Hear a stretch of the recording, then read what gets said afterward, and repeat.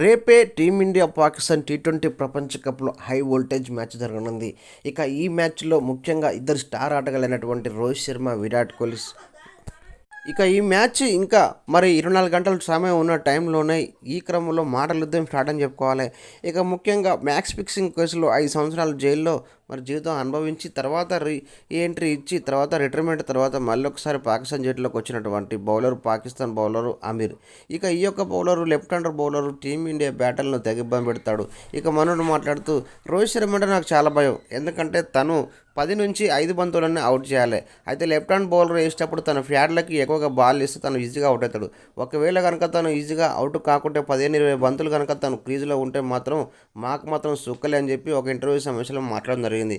ఇక అదే కాకుండా 2019 ప్రపంచ కప్లో రోహిత్ శర్మని దగ్గర నుండి నేను చూసిన, తను ఆడినటువంటి 144 runs one of the best ఇన్నింగ్స్గా పాక్ మ్యాచ్ చెప్పడం జరిగింది. వాస్తవానికి రాహుల్ ఇబ్బంది పడుతున్న వేళ తను మాత్రం ఎంతో ఈజీగా ఒక పటిష్టమైన బంతులను కూడా ఈజీగా 4లు 6లు కొడుతుంటే చూసి అవురా అనిపించింది. ఏదేమైనా కూడా తన ఆట పట్ల ఎంతో సంతోషంగా ఉంటాను నేను.